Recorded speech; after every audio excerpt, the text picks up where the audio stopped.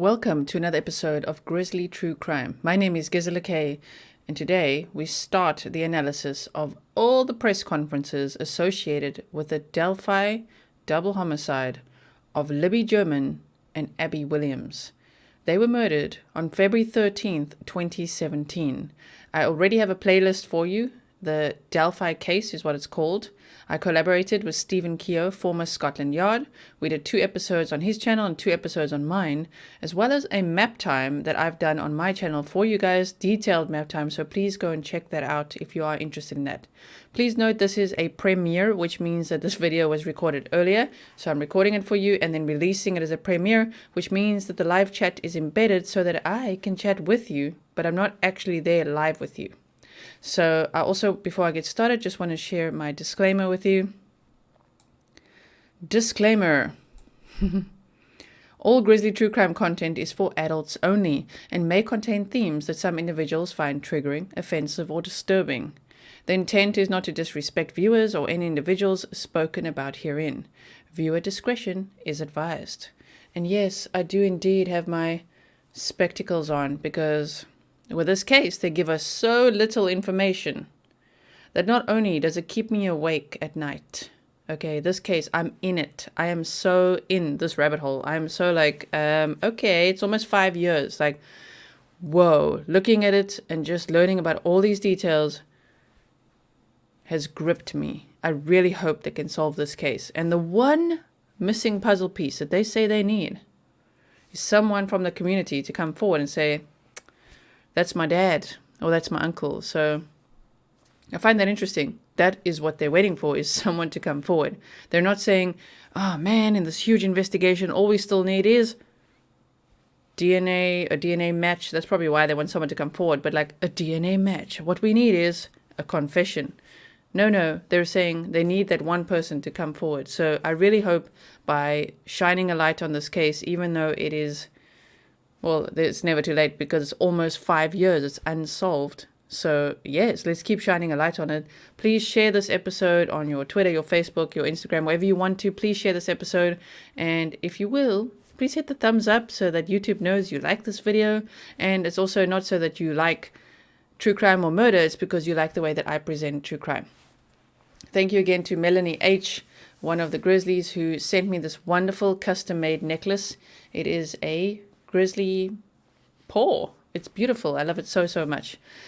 Okay, so let me take my disclaimer off the screen. And what should I start with? I've done an entire timeline. So if you haven't seen that yet, please do check that out. Let's take this off for a second. Hold on. We'll take that off for a second, and I want to put this on. I want to start with this because this is the reason I want to analyze all the press conferences around this, surrounding this case, because the things that the police say are very interesting. Investigators, and there's obviously also, there's the Carroll County Sheriff involved. There is the Indiana State Police. There's the FBI. There's a lot of cooks in this kitchen, and they say some very strange things sometimes that I'm like, wait, what? Okay, one more thing before I get started, because I've got this right here and I'm about to take a sip. Is, look, I received my Tumblr, which says Grizzlies love Daniel Robinson. So please do keep on buying stuff in this range, because we're busy raising money to help David Robinson in his search for his son, Daniel Robinson. You know, I've covered the case a lot on this channel. And on the back it says, please help finddaniel.com. So also this was designed by one of the Grizzlies, Inks. Thank you so much for this wonderful design. This came out so well. So I've got coffee in here, and it's going to keep me going while we watch all these things. So let's get started. Let me show you this very strange clip, and let me tell you why I think it's strange. Hold on. It's not showing up on screen. Where are you? Where are you? Is it you? It's you, dude. Okay, hold on 1 second. Let's take it off again. I just want to get to the right place. Hold on. We want to get to the exact timestamp. Okay, here we go. Yeah, that's the one. I was listed as a suspect in the initial investigation, believe it or not. Did you see that? I find it so freaking Strange how much he's gloating about this. So I can't find, this is a challenge, okay? Challenge for Grizzlies. If you can find the original clip, the full interview, where Carroll County Sheriff Tobe Lesenby says this, please send it to me. This is from a channel that shared it, called, the channel is called Humongous. It's such a funny channel name, I love it. And they shared this just right at the end. So they said, Sheriff, you took the words right out of my mouth. Look at this. I was listed as a suspect in the initial investigation, believe it or not. I just find it just slightly odd. I'm not saying, oh my word, this is the killer. This is Bridge Guy. No, but I think he knows something. One, that would be my hypothesis. He's like, what do you know? But not just that. What I think is strange is to sort of gloat about the fact that you were once a suspect in the initial investigation. Like, if I was the sheriff and I was a suspect, I'd be like, oh my word, like, you're suspecting me? And then I would keep that hush-hush. I wouldn't be telling the world, yeah, actually, I was a suspect in the investigation. What? What are you saying, dude? What? Oh my word. Let me know what you think. I just found that one quite interesting. So now what we're going to do is we're going to go all the way to February 14th, 2017, the day that they discovered Abby and Libby's bodies. And it's not in the area that they normally will put that big circle. I did a whole map time. I'll link it for you so that you can go watch that if you haven't seen it yet. It's on the playlist as well. But where they say the bodies were found, based on this interview and where they're actually saying the distances, we're going to go over everything. And yes, I'm doing an entire series on this case. So I want to analyze every single press conference little bit by little bit so that we can learn more and more and more. Who's the killer? Like, meaning, who are you actually talking about, or what are you talking about? Because I think they give us quite a lot of clues and they say what they need. And I'm like, is it someone that worked at the school? Or is it law enforcement? Someone in law enforcement, or someone who was formerly in law enforcement? Those are some interesting hypotheses and speculations. So let's have a look. I'm going to make this full screen and I'm going to put it on here for you. All right. I'll take my Grizzly logo. I'll make it like this. And let's take the text off for now so we can focus. I'll make myself smaller so you can see Carroll County Sheriff Tobe Lesenby. He's sitting there. I don't know the exact names. They're going to say their names now of the other two guys. But yeah, this is like the only time they spoke to the cameras, not Lesenby. He's spoken again. But these other two, it's just weird to me how, of course, many people in law enforcement can do the press conferences. But I wish even that was consistent, because from 2019, it's pretty much been Superintendent Doug Carter and Detective, or it's Carroll County Sheriff Lesenby. That's pretty much who then took over the press conference thing. Interesting. And then it gets more interesting because of what they say. And I'm like, wait, what? So I've got a whole little slide to show you and everything. What if I show you that first? Do you want to see the slide first? Hold on. I think we should just get started on this. Let's see what they say. I'm Riley. I'm with the Indiana State Police. I'm the Public Information Officer from the Lafayette Post. Steve Mullen, Delphi Police Department, Chief of Police. Tobe Lesenby, Carroll County Sheriff.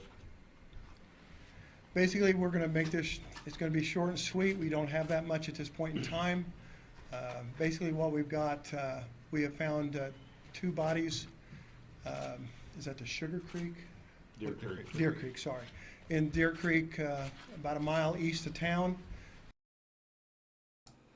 Okay, you got to know the name of the creek, dude. I know this is their very first press conference, but it's Deer Creek. It's Deer Creek. Where's Sugar Creek? Where's that? I haven't seen that on the map. Sugar Creek? Deer Creek. Okay. They found two bodies. At this point, the bodies were not yet identified. We are investigating this as a crime scene. We suspect foul play. We have not made positive identification of the two bodies, so we're not going to be releasing any information on them at this point in time. We've got the Indiana State Police is assisting the Carroll County Sheriff's Department and the Delphi City Police Department in the investigation here. We also have the FBI Crime Scene Investigation Group here out of Indianapolis. And The FBI stepped in real quick with this one, right? Which is interesting, because if we think of Daniel Robinson's case, nope, still no FBI. Almost 6 months later. Anyway. One thing the family asked us to do is to thank all the communities around Delphi and the people. I'm going to interject again. Don't get annoyed with me. If you want to see the whole thing, go click the link in the description box below and go watch the whole thing yourself without me interjecting. But most of you are here because you want to hear my thoughts, right? And I want to think out loud with you.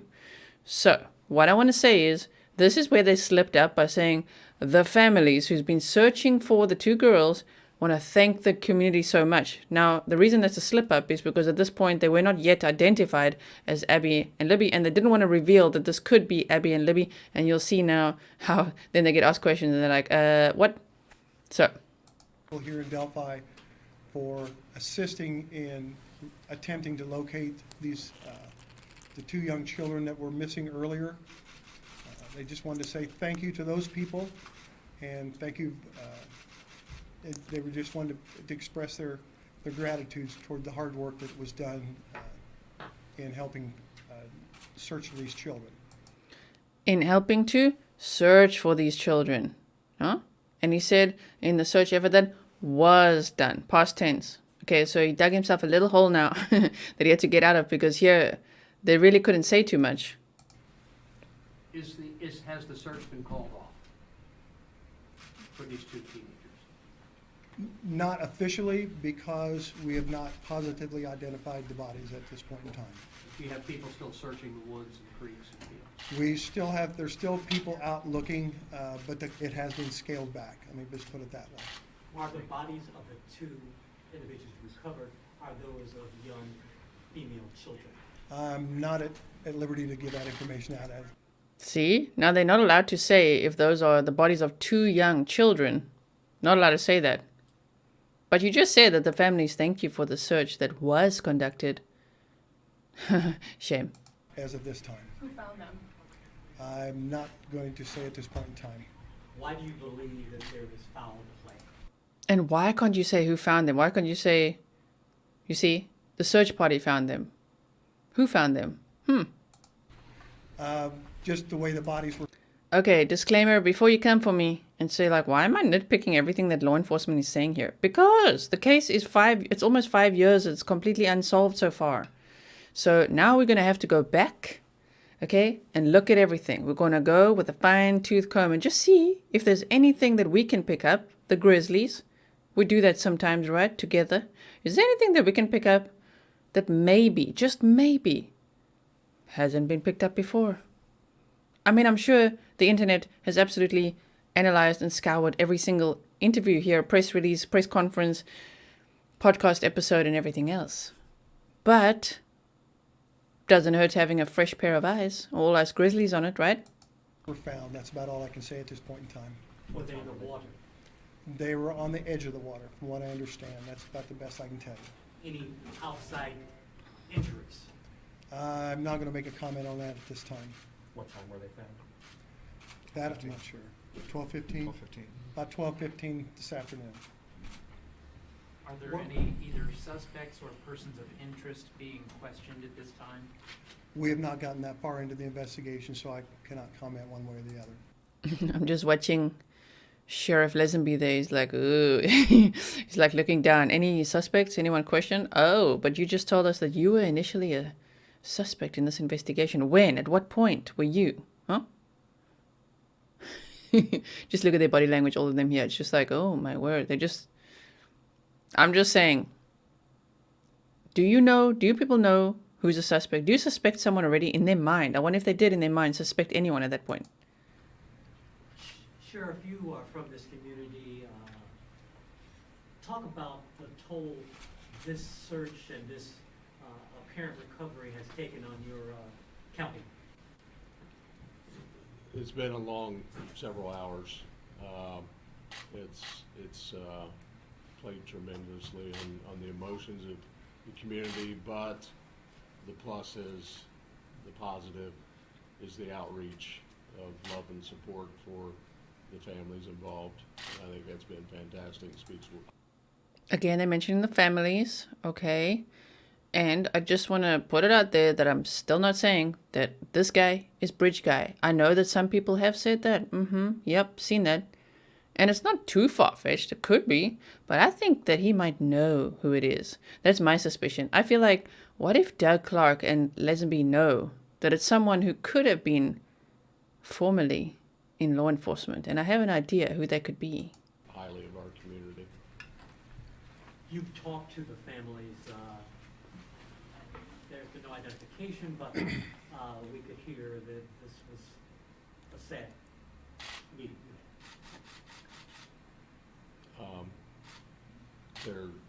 There is some sadness, yes. How long do you think it's going to take, of what you know so far, how long do you think it's going to take to positively identify these two? I can't speak for the coroner. He's the one that will take. It took 4 hours. February 15th. It started at 8, it ended at 12. According to reports, 4 hours, identified, everything sorted. That was pretty quick. That was a really quick autopsy. What do you think? Care of that part. That's not something I can give you that information at this point in time. How far down was it from the bridge? Downstream? Probably more than a mile, or less than a mile, rather. I'm going to say somewhere between 1/2 and 3/4 of a mile. I'm guessing. The road curves back in there, so it's really hard to tell as the crow flies how far it is, but I'm going to guess about 1/2 to 3/4 of a mile back there. It wasn't that far from where the search started. You mentioned hours of searching, hundreds of people. So were they not in plain sight in that area, that it would have taken a long time for you guys to find them? Were they, where were they? We really don't want to comment on that at this point in time. Is there any Why? Was it not in... Remember, I'm laughing just because I'm like, excuse me? Like, was it not in plain sight? And they're just like, oh no, we're not going to comment on that. Which implies what? They don't want to comment on that. They definitely don't want to comment on the crime scene. That I've seen from all the press conferences, which I think is interesting. So, if I were to speculate, what if someone left a message for the cops, wanted to retaliate against law enforcement in Delphi, and, sorry to be graphic, but posed the scene in a certain way like that, which is my speculation of why they cannot ever say anything about the crime scene. You know, it's just a bit odd that they're just like, oh, no, we're not going to go there. We're not going to say exactly where it is. They don't even want to say exactly where it is. And if you look on the map, which I did on the Delphi map time, and they say it's about 1/2 mile to 3/4 of a mile, they're going to ask later from where, from which bridge. And then they say, oh, Freedom Bridge. And they say, okay, well then how far from Monon High Bridge? And they're like, oh, 1/2 mile to 3/4 of a mile. But it's not, it can't be the same because they're already a distance apart from each other, so it can't be the same distance from either bridge.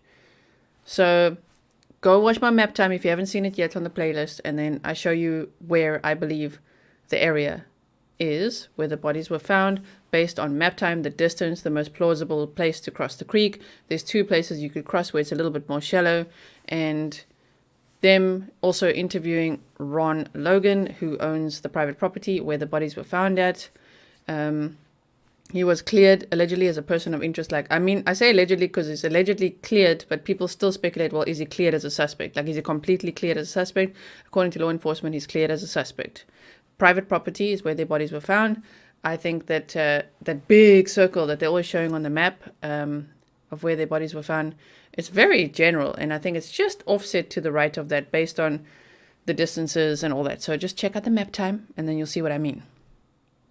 We don't really want to put out too much information at this point in time. Something I will do, if you follow me on Twitter, I'm going to probably put tweets out approximately every hour on updates. It may be as much as that I'm just going to say we have nothing new at this time, but I will try to do that for at least the next 4 to 6 hours. How do you suspect, do you presume that these are the 2 people you were looking for? I really can't comment on that at this point in time. Were there any visible injuries or other signs of trauma to the bodies that were discovered? We're not making any comment on that either. I know we're not giving you much, I understand that, but I mean, we're at the baby stages of this case. At this point in time, I cannot release really much more information. As soon as I can, I will be more than happy to put stuff out. Who's the lead investigator? Carroll County is actually the Sheriff's lead. Office. I find the word actually kind of interesting, just to say Carroll County is actually the lead in this investigation. Because I don't know if they would actually have been, you know? They've got the FBI, they've got the Indiana State Police, but Carroll County is the lead on this. I don't know, and I find that body language quite interesting that's going on there. Who's the lead investigator? Carroll County is actually the Sheriff's lead. Office. Is it fair to say the search has been drastically scaled? Sheriff's Office. Why are you closing your eyes, dude? Sheriff's Office. Sheriff's Office. Interesting. Now, I'm going to say something. I'm just going to put something out there that I've just found interesting. Is that at the time when Sheriff Toby Lesenby is sitting here, it's February 2017. But actually, there was another Carroll County Sheriff in charge at this time. And he resigned in March of 2017. Why is he not here? Why is this guy here? Interesting, right? Just saying. Correct. I will say that, yes. Sheriff, are you classifying this as a homicide investigation at this stage? It's a death investigation with unknown sources. A death investigation with unknown sources. Okay. They're treating it as a crime scene. They suspect foul play. But it's a death investigation with unknown sources. What? That's an interesting sentence to keep in mind. Forever, in this case, to be like, oh. I know it's just cleverly said. It's a way to be like, okay, we're not going to say this is a double homicide, which it obviously is, but to say it's a death investigation with unknown sources. I don't know. Just let that stir around in your mind to even try to think, what happened? You know, for him to say that.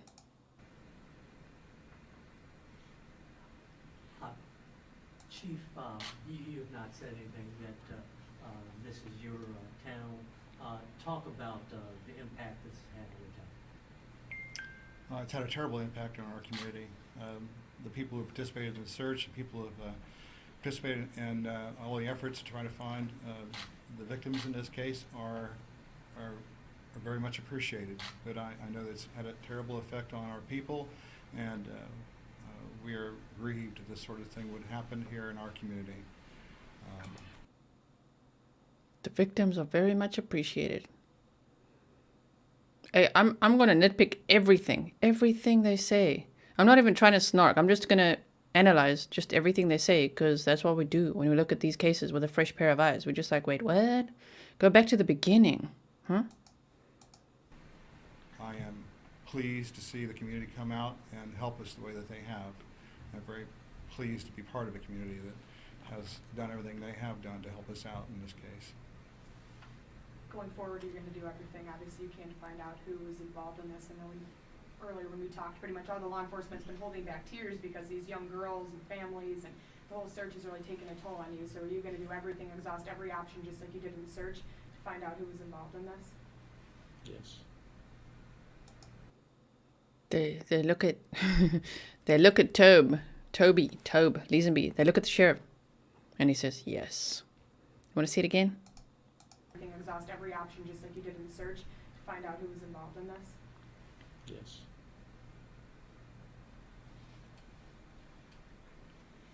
Anything to say to the community? Looks like a difficult one for him. Huge thank you. Yes, thank you for all their help. Should people in the community be afraid right now, based upon what you've seen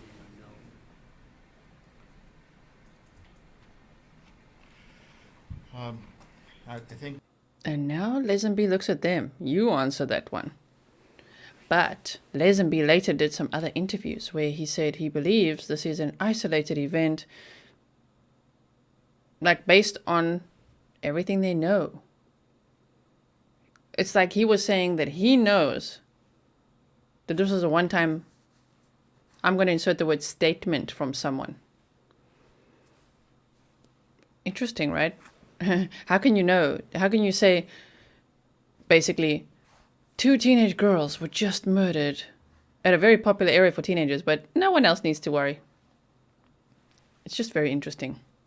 People are smart enough in our community to draw their own conclusions about what they should feel and shouldn't feel. Our people are very smart. We have a very good community, and they are very strong. And should people be worried? I've never heard law enforcement say, instead of saying, no, they shouldn't be worried because we'll protect them. That's an option. Or say, we don't really want them to panic and we're still in the early stages of this investigation, so we don't even know what happened yet. That's another option. But instead he said, people in the community can make up their own minds what they should or shouldn't feel about this. I think that's quite a hectic thing to say. You know? It's as if they all know something obviously that we don't know. This is like obvious.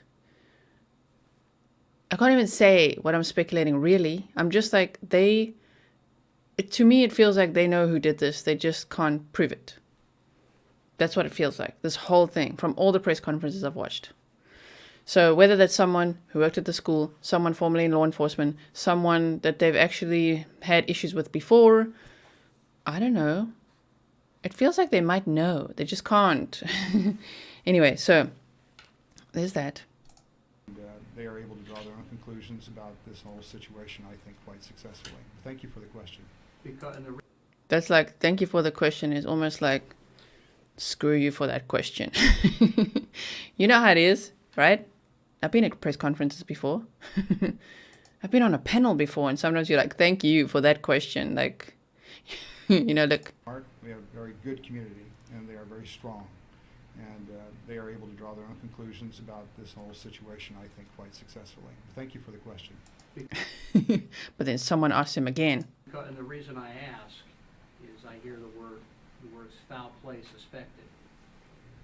And people might be wondering if there's somebody running around this community preying on people that they need to be afraid of. I understand what you're saying. Don't even tell me that it's my phone, okay? It isn't. It was their phone. But see, he asked the question again here. And people might be wondering if there's somebody running around this community preying on people that they need to be afraid of. I understand what you're saying. He's like, I understand what you're saying, but, and your answer is? Should they be? I didn't. I think people.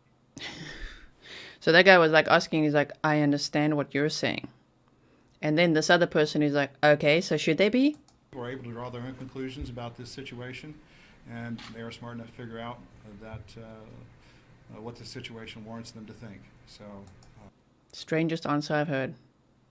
The community is smart enough to figure out what the situation warrants it to be. Should they be afraid or not? I don't know. It's up to them.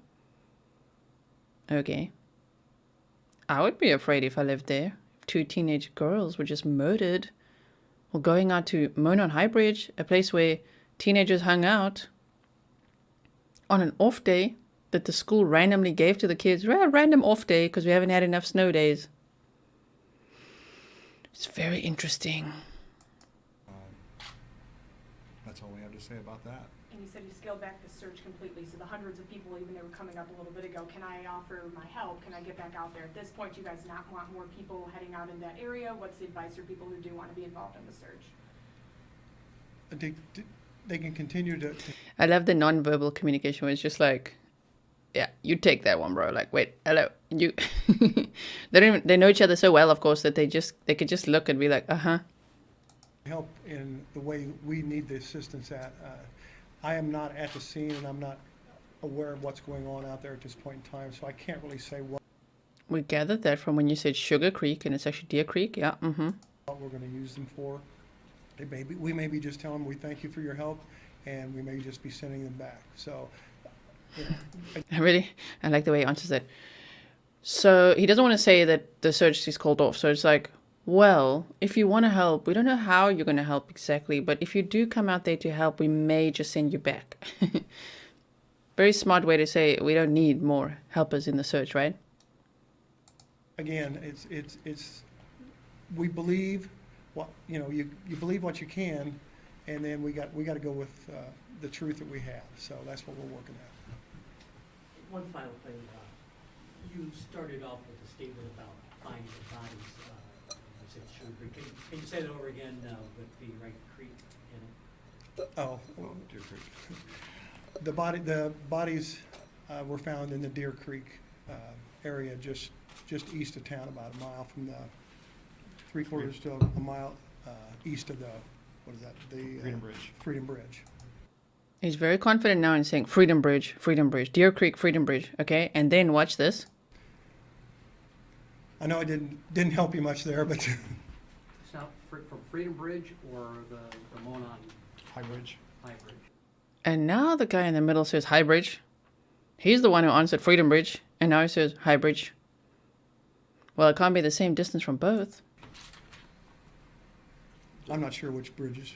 They're two separate bridges. I know, so Yeah. which Freedom Bridge is on the heart. Yeah, we don't need you to explain the bridges. We know the separate bridges, right? And people of the community definitely know. And Okay. High Bridge is It's- the bridge it's that's right back. up that used to be the Yeah. railroad So bridge. how far from High Bridge? I think that was the last known location.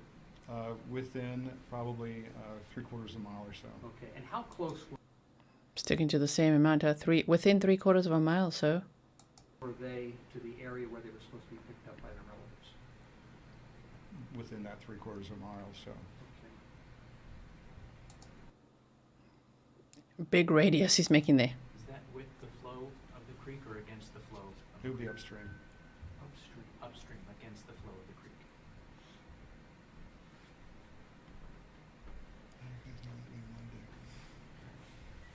I don't know what he says there. I wish I could know what he says right here, just to know. No idea. What you saying there, dude? Against the flow of the creek.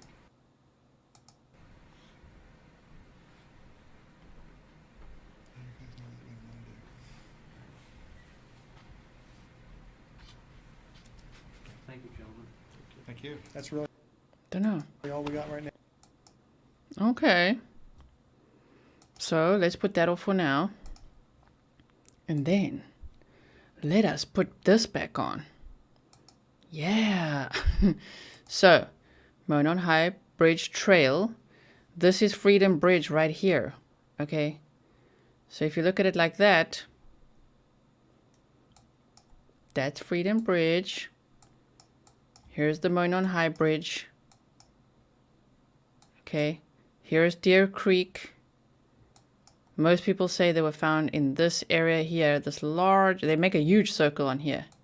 But if you look at old articles and maps and things, they actually pinpointed it more here. Even maybe here, close to the water. So yes, let's do it like this. So yeah, I would still ask you to go watch the map time episode because I did a whole bunch on there, but yes, I think they were closer to this than they were to this. Because I'll measure it for you and I'll show you. Hold on, let's just do this to face north. Hello. Could we? Why don't you want to face north? Yes, buddy. We're going to turn it. Okay. So, they were not dropped off here at the Freedom Bridge area. They were actually dropped off along here. And then they walked in here like this to get to the bridge. My speculation is there's two possibilities in my mind. Either it was a catfishing situation and Libby started filming the bridge guy because she's like, oh my word, that's not who I expected to arrive here. Or along this trail while they were walking from there to there and across the bridge, over here they were really panicked and filmed this way, right? Along this trail, they may have encountered this man already. looking super sus, super dodgy, and being like, oh my word, is this man following us? And then like maybe giggling and walking around like, okay, let's just get to the bridge, like weirdo, right? I can imagine. Put yourself in their shoes, 13 and 14, like what the heck with this weirdo walking through, going on and on. But at the point where he's very determinedly walking across the bridge, it would be very scary to be like, oh my word, he's still following us. And then to be like, whoa, whoa, whoa, let's just... I do think that Libby would have taken her phone and pretended to take a picture of Abby or film Abby because she took a video. So just stand there, it's cool, like I'm filming. And then she would have caught the bridge guy. We only have like 3 seconds of this footage. So if they could have released more, that would be great. Hey, I just put this reminder up every now and then that this is a premiere, previously recorded video, which means that super chats and super stickers are active. Just remember that YouTube takes 30% of all that, including the memberships. So if you want to support me directly, PayPal's the best way. All the links are in the description box. Buy me a coffee, or Patreon's another way. Okay, so no shade to YouTube though. Okay, so I want to go here. I want to show you this. If we draw from here, let's put it on Freedom Bridge, starting point from there to Monon High Bridge. You see that? And let's go, 0.72 of a mile. So they were not found right at the bridge, you know what I mean? But then if I say done and start a new one, from Freedom Bridge to around this area, that's, let's just go to a mile, which be there. Almost a mile where they could have been found. 0.75, 3/4 of a mile. I mean, half a mile to 3/4. That's not possible quite. No, it's not. They weren't found here. Anyway, but if you see, the bridges are already 0.75, 3/4 of a mile apart. So it can't be the same distance from either bridge as they said in that press conference. So there's that.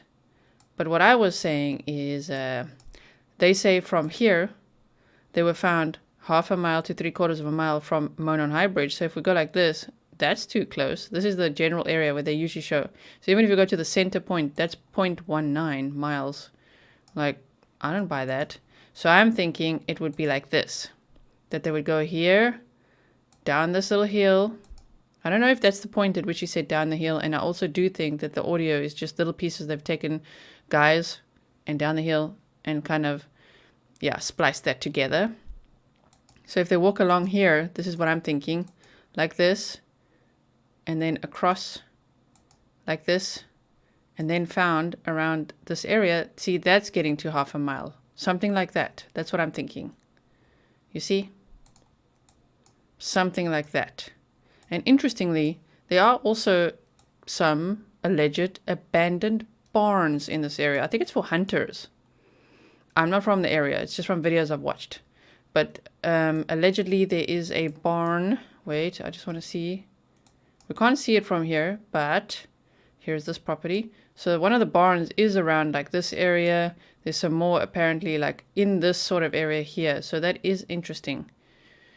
But there were searches that first night. They called off the search after midnight. Even though they say, no, we searched the whole night. Called off the search after midnight. But searchers looked everywhere for them and called for them and everything, and they didn't find them. So one speculation that I've heard is that people say, what if they were actually forced down into a barn, maybe stayed overnight and got who knows what. I'm sorry to be graphic, but maybe tortured or assaulted or something. And then, I don't know, got taken across the creek or something. I don't know. I think the most plausible one, though, is being led down this hill and across here. And maybe they ran across the creek because Libby, she was found. So maybe they ran across the creek, and then the suspect or suspects. Lots of theories there. We are speculating tonight, huh? I think it could have plausibly been 2 people, but the suspects could have chased them or something, and, you know, at the end of the day, I don't know how they were murdered. No one knows, except law enforcement, but they were found around here. Or, as some theories say, here, somewhere. Or they just show this huge area here, which means they would have crossed the creek over here. So even if I just do that quickly, if I start from the bridge, and they say they went like down the hill, across the creek, and they were found near the water, You see what I mean? That's too close. Look at that. It's like 0.1 of a mile from the bridge. That doesn't make sense. So even if it was like this, like this, like this, like this, here we go. And then in here, it's still, it's still not half a mile, 2.7, 2.75 of a mile. Which is why, as I say, when I looked at older maps and things, they generally pointed to this area. This is the property, let's just close this, of Ron Logan. And his property, I believe it starts here, and it's like all of this. There's a whole line of his property here, and their bodies were found on his property, which does allude to the fact that someone would have known this area very well. This is why they suspect he's from Delphi, has worked there, or works there, or regularly visits, because he would have known the area pretty well. This is the cemetery here. This is the old CPS building that they were saying there was a car that was parked there, and they want the driver of this car to come forward, but they've never told the public what make, what model, what color, or anything like that. So that's interesting as well. All right, and if I look at this map, all I typed in here was just where is the Carroll County Sheriff's Office, and it would be at 310 West Main Street. And just to drive to Monon High Bridge, how far is it? I just wanted to see how far is it, you know, just to see why are they in charge of the investigation. But it's within 3 miles, so I guess that's why. 3 miles, and you can actually drive this way. I thought you would have to drive like this way as well and go to Freedom Bridge to there, but no, you can actually drive this very quick way. Here's the community school, the high school, okay, which they attended, and you drive past the school this way, which is interesting. What if it's someone in law enforcement, a former law enforcement or law enforcement and from the school? You just don't know. Oh my word. Imagine that coordination. We're allowed to speculate because the case is unsolved. I just find it interesting that this road actually goes through here. That they show you can literally drive to here. That's like, look at that. Look at this road. So if this person, if there was a person that's driving from that general area and they drove in here, and even if their car, because I don't know what road this is, but there's a road, you see? So if their car was parked somewhere in here, they could literally just walk here and pop out on the other side type of thing, you know? They could have even crossed the bridge this way, which is another thought I had. What if someone drove here, crossed the bridge, past the girls on this trail, turned around and came back? Because that would scare the crap out of me. If I was them and you passed this man and you looked at him and he looked really sketchy, but you're like, oh my word, and you just carry on going to the bridge, thinking, wow, okay, we passed a creepy man. But if he turns around and then comes back, that's scary. I would probably want to film that as well, just in case I could report the man. I do not believe that Libby would have filmed knowing that her life was about to end. I think she filmed him because she's like, oh my word, this guy's so creepy. Let's like film him so that they could report him to law enforcement later. Unfortunately, that never happened. But isn't this interesting? This road that goes through here. And it doesn't say it's blocked or anything. You know? See? Very interesting. That's about as far as we can go on there. So let's go here.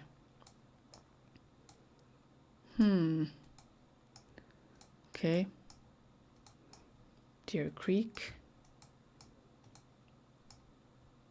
There is the bridge. So what on earth road is going through there? It's so weird, right?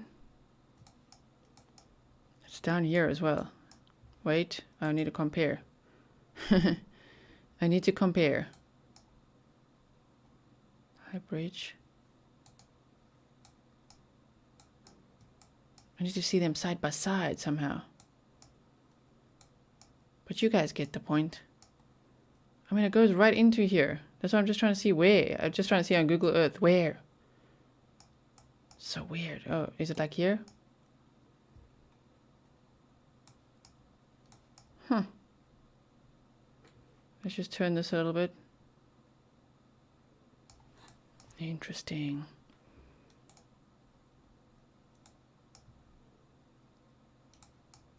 It cuts right through like that. See? Here's this. So if we turned it slightly more like this, wait, and this road cuts through here somewhere. So weird, look at that. This road. Wow. Interesting, right? Anyway, I find it very interesting that there's a road right here. And the person would know the area. Okay then. And they found not far from there. Somewhere here. Alright, let me take this annoying text off for us. So, how long has it been? 46 minutes. Let's show you. Okay, actually, let me show you my slide.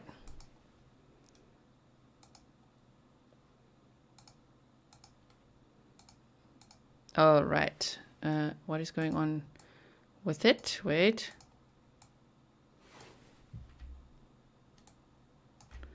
There we go. Okay. So they said the person depicted in the composite sketch is described as a white male between 5'6" and 5'10", which is 167 centimeters to 177 centimeters, weighing 180 to 220 pounds. So that's around what 81 kilograms to like 95 kilograms, with reddish brown hair. Reddish brown hair. His eye color is unknown. Why? You've got such an accurate drawing here. His eye color doesn't look unknown on the drawing, but his eye color is unknown. I mean, it's surely not dark brown. I've got dark brown eyes. I can see those aren't brown eyes. What do you mean his eye color is unknown? Okay, but anyway, the suspect is believed to be between 18 and 40 years old, but may appear younger. Why? I would say because speculatively he carries some weight. If this is the suspect, he doesn't have marvelous looking genetics. Am I right? He's not like, oh my word, the genetic composition of this man is just like, whew. So to look so young, to have that longevity, I think it would be he looks younger because he carries some extra weight. What do you think? But also believed to be between 18 and 40, but may appear younger, obviously not appearing younger than 18, right? We don't think he looks 15 or 16, 14, 15, 16, 17, no. But maybe younger, looking younger than 40. Although this man on the bridge, he looks older than 40, but okay. They also say, let's carry on, wait. And that's him walking, yes. Investigators have distributed a photo, shown above, of a person observed on the Delphi Historic Trail. The photo appears to depict a white male wearing blue jeans, a blue coat or jacket, and a hoodie. And it does look like a hoodie. If you slow it down and you look very closely, it actually does look like a hoodie. So I agree, it's probably a cap and a hoodie. But let me know what you think in the comments below. Feel free. So they say, during the course of the investigation, evidence has led investigators to believe, I gotta put myself here, to believe. Now that sentence is interesting to me. They believe that Bridge Guy is suspected of being involved in the murders of Libby German and Abigail Williams. They did not say he is a suspect for murdering them. He said of being involved in the murders. That's what they said. So I'm like, oh, so this guy is suspected of being involved in the murders. But the sketch, they for sure say, we believe this is the person who murdered them. That's interesting to me and makes me think that they really are thinking of two people. That's all I can think. That they think that there's one person involved in and one person who is the person who committed the murders. It might just be two different ways of saying the same thing. That's also possible. But I'm like, interesting. They could explain the different sketches. Oh, sorry. I slowed down the video from the FBI's sites because they've got a little bit site. It wasn't plural. The FBI site for this case. It's just a little, slightly bit higher quality than some of the things I see floating around on YouTube, for instance. And I slowed it down to the slowest I possibly could and took some snapshots. And I'm still trying to figure out what he's got there. I know in America you guys call that a fanny pack. In South Africa, that word is a bit strange. We laugh at it. It's like something else. But we call it a moon bag. So it could be that. It definitely looks smoothish, leathery, suede-ish even. But what I'm going to say is that here... Oh, I've got... okay, what I'm going to say is... It doesn't look like he has a huge belly. It looks like he's carrying something in that jacket. What do you think? You must go watch the video yourself, slow it down as much as possible, and watch. Because if you watch very carefully, I think it looks like he's carrying something in that jacket, which is what I think could have also triggered Libby to start filming, especially if they saw the man, if they crossed paths with him and he wasn't carrying something in his jacket and now he is, that would be scary as heck. But if he was already carrying something and looking super suspicious and now he's following them, that would be so scary. But in the video, when you slow it down, these are just little snapshots of it. His jacket kind of moves like he's holding something in there. And for me, the position of his hands, this one is lower, the other side is a bit higher. I just think he's balancing something in there. Now, I don't know what it is. I'm going to throw out some things. What if it's rope, like a large coil of rope? Or, I can't imagine though, they might have just drowned that sound out, but it could be tools clanking around in there. I'm thinking rope, wire, tools, a weapon for sure. It could be all kinds of stuff. But it is scary, that's for sure.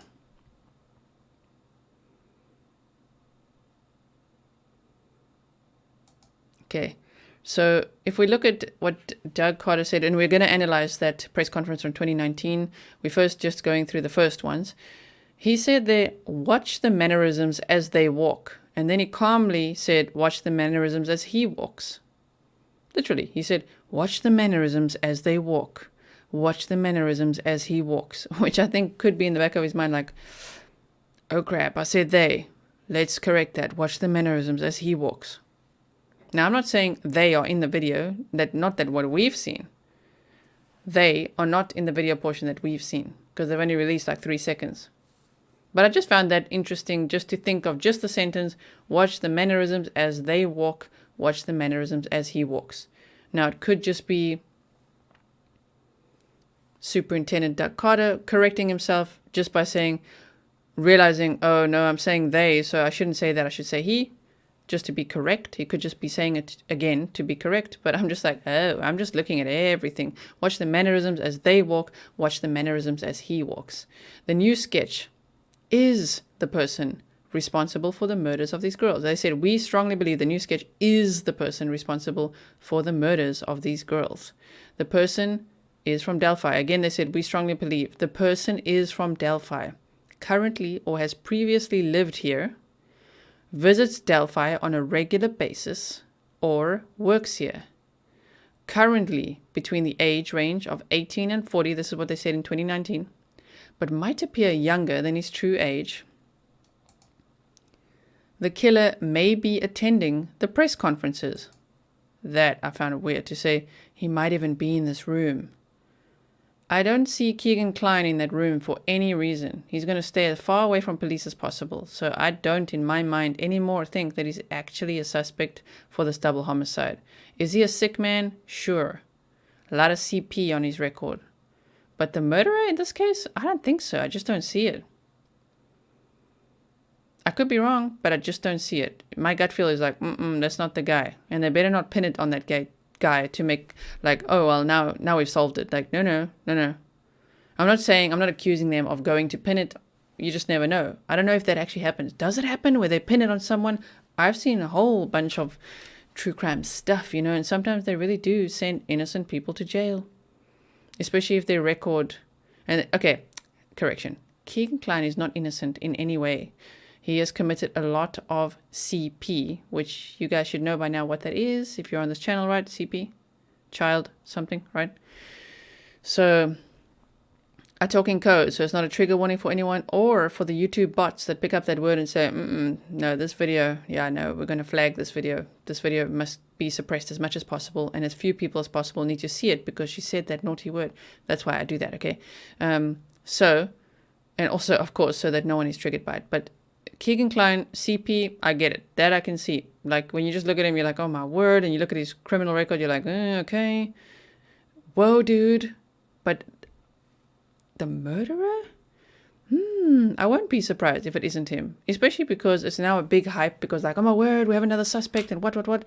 But they've had like 5 or more suspects over the years now. It's almost 5 years later. The case is still unsolved.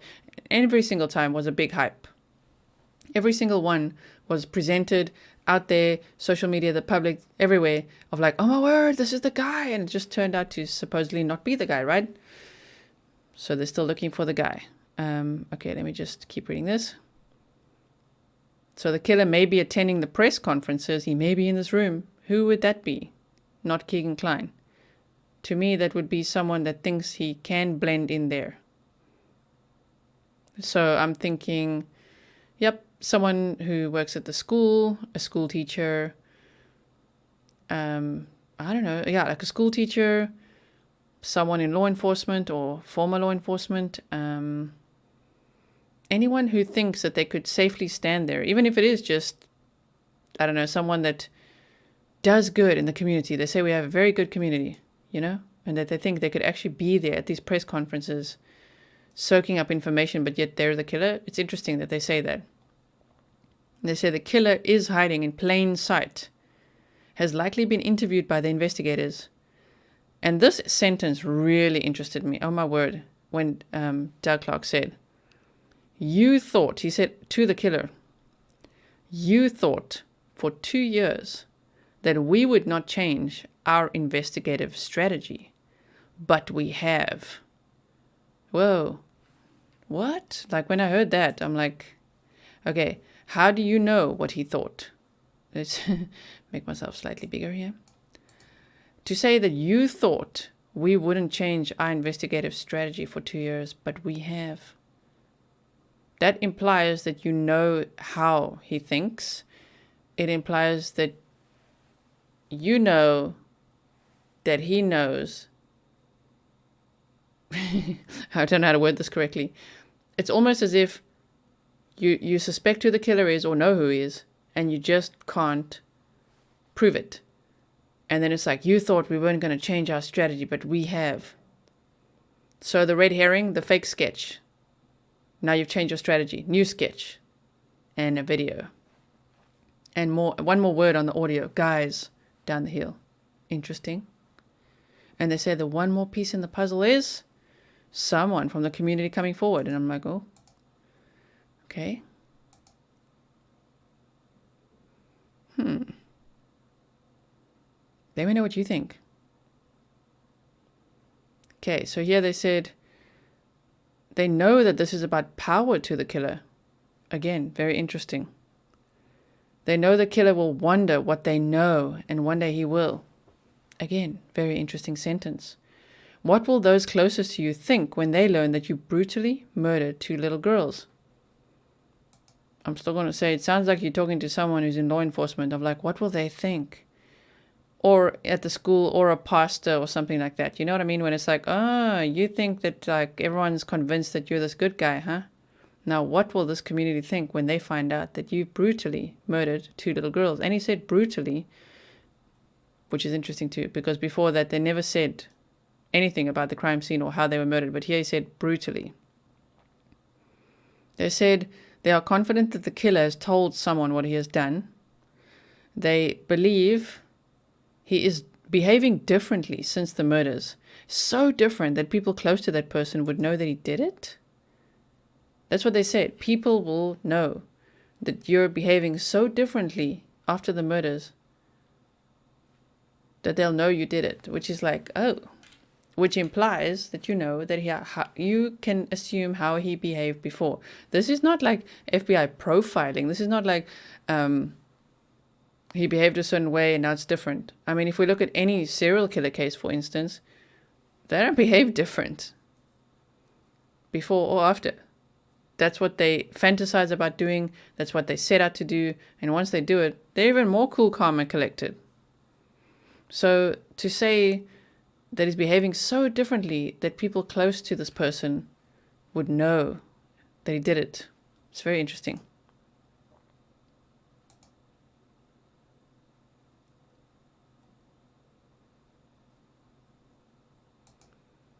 Okay, so here, got my speculation glasses on now because, yes, on this side, whatever he's got there, it looks very smooth.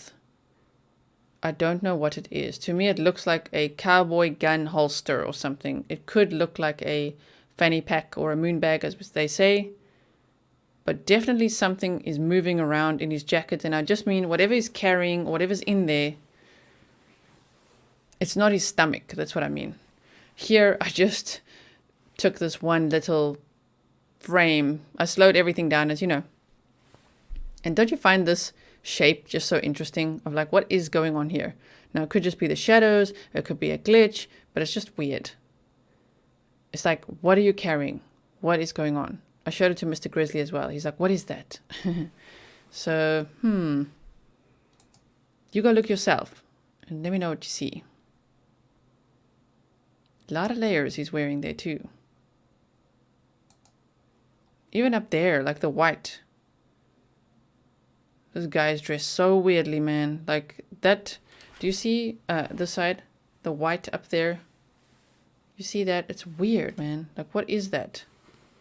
That doesn't match the rest of any color palette that's going on here. I'm not saying he's dressing unfashionably. I'm saying, what is this? What is this? But definitely something about the way he was walking towards them scared them a lot. But if you slow down this video, you see things that you're just like, what is that really? What is going on here? And just remember, I don't trust that it's 3 full seconds that were just released in a clean way. I think it could even be a little bit spliced there, because there's a point where he turns his head and turns back. But it's a very weird movement, which to me shows it's not the original footage. You know what I mean?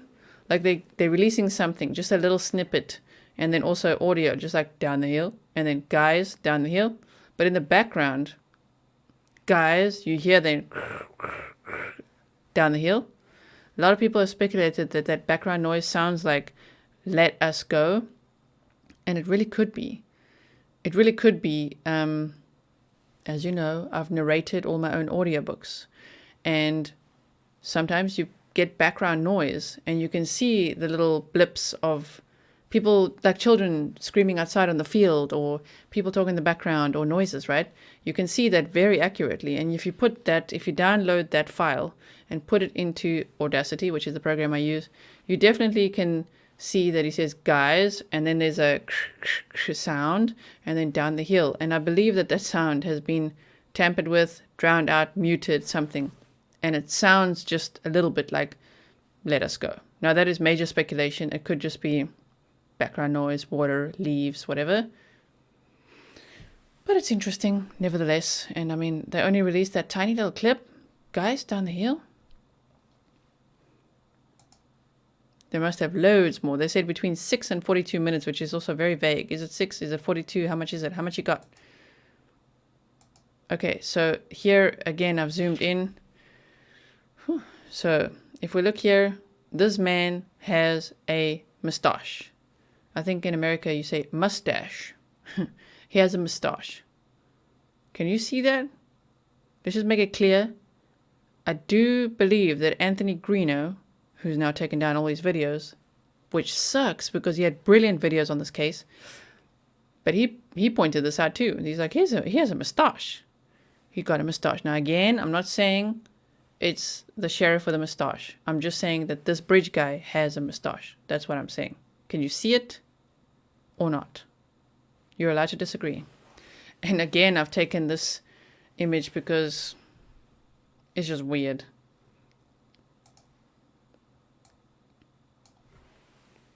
This is so weird to me. Like, what are you carrying? It's almost like, look at the hand, this hand here.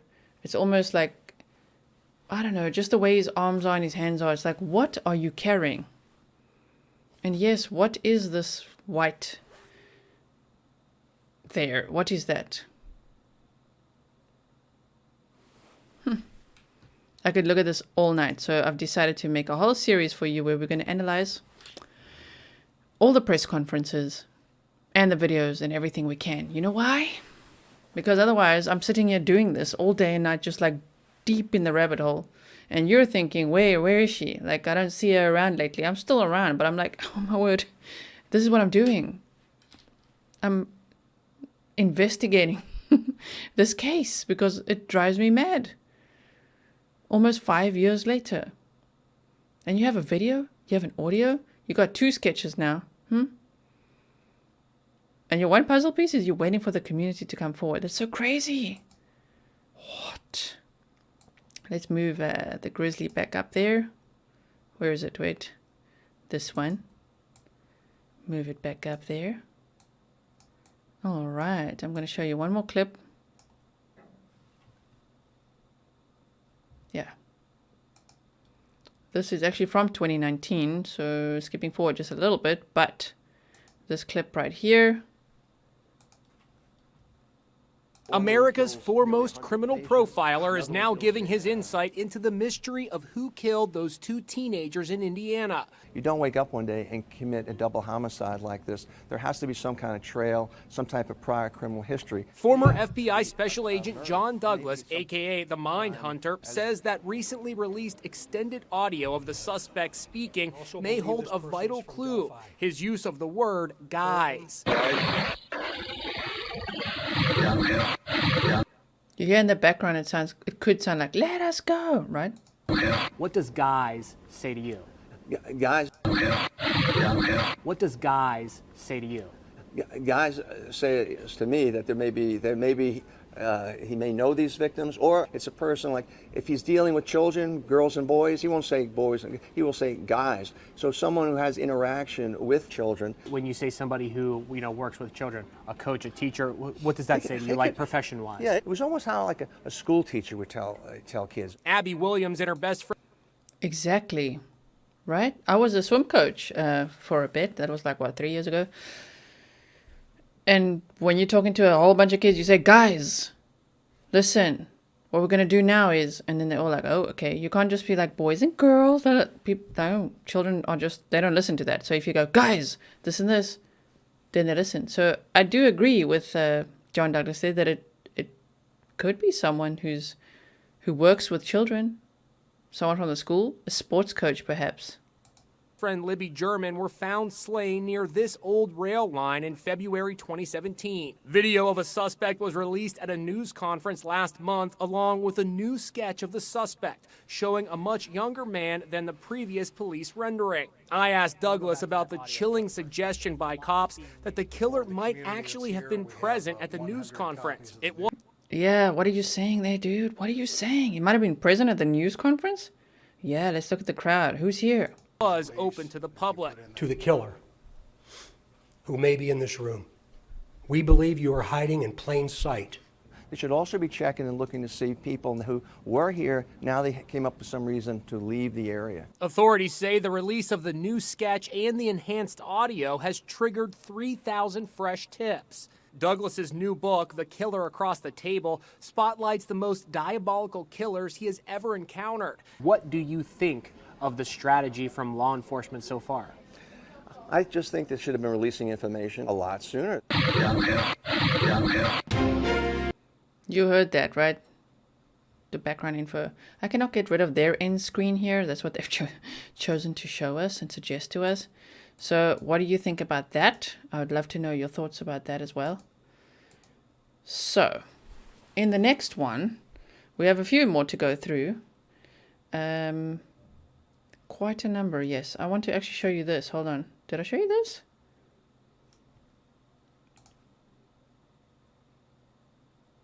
Yes, I showed you this already. I did. I showed you this. This is my third time filming this because, yes, just because technical issues. So I'm like, did I show you that? Because, as I say, this is an hour and 10 minutes. So times that by 3 and you'll know what I've done to make this video for you. So I hope that you enjoyed that episode. I'm sorry I don't have a cool background right now. It's just me over here. I hope that you enjoyed that episode. By that I mean not the nature of the crimes. I hope that you enjoyed the way that I present true crime. If you do, please hit the thumbs up. If you've made it all the way to the end of this video and you are not yet subscribed, I hope you will consider subscribing because it's easy, it's free, and it helps the creator out, right? So thank you so much for watching. I appreciate every single viewer, subscriber, commenter, thumbs upper, every single member, Patreon, buy me a coffee person, PayPaler, what else have I got? Merch buyer. Thank you so much. And yes, please do pick up your Grizzlies Love Daniel Robinson or the Let It Be range of the Gabby Petito merch. And on Christmas Day, I will be making the next transfer to the Gabby Petito Foundation. And I will also be making a transfer to David Robinson to help him in his search. So he'll be on the show again very, very soon. I appreciate you and your time so much. And thank you to all of you who encouraged me so much. My word, you're like the best community ever. Thank you very, very much. I will see you in the next one. This is going to be an entire Delphi series. I'm not going to pretend that this is not what my mind is absolutely consumed with at the moment.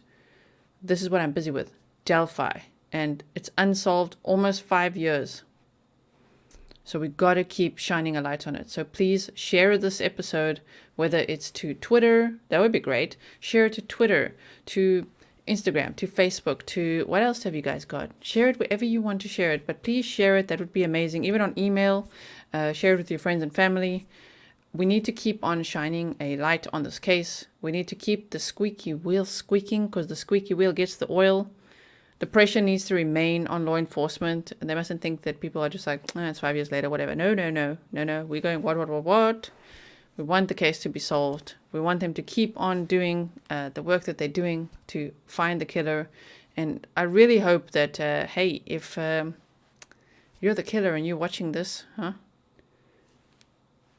wow, that would be so weird. But people do say that the killer will likely be watching stuff. But if you're watching this, all I could say is do the right thing. I mean, it would be very difficult for a killer to be like, yep, it's me, face up. You know what I mean? But, yeah, Abby and Libby absolutely deserve justice. They cannot just be murdered and left out there at Deer Creek and there are no answers. No one knows who this is. Like, they keep on saying this person, people would know who this is. They've given us so many clues. So I hope that if someone living in Delphi or has lived in Delphi or could know who this person is, please do come forward. I really enjoyed watching Cop Fax's episodes on Delphi. Cop Fax is Perry Freeman. He's been on this show before several times. He's a former undercover cop from Colorado Springs. He's the author of a book, House of Secrets. He's busy making a movie and all sorts of things. Go check out his channel. I'll link it below as well.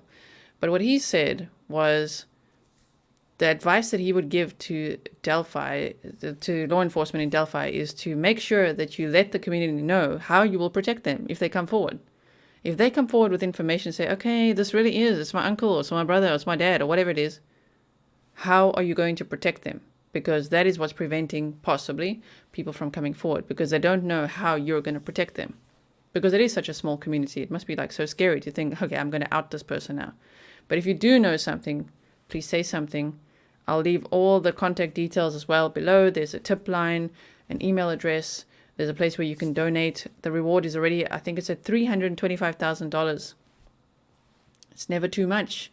You can donate there as well to keep the pressure going. You know, keep the pressure on. Man, I hope this case gets solved. It is mind-boggling to think that they have audio, video, the crime scene they won't tell us about. They have basically what they need, but they say they need one more piece of the puzzle, which is so interesting. Oh man, I hope this case gets solved. So we will keep covering it over here. I hope that you've enjoyed this. I'll see you in the next one.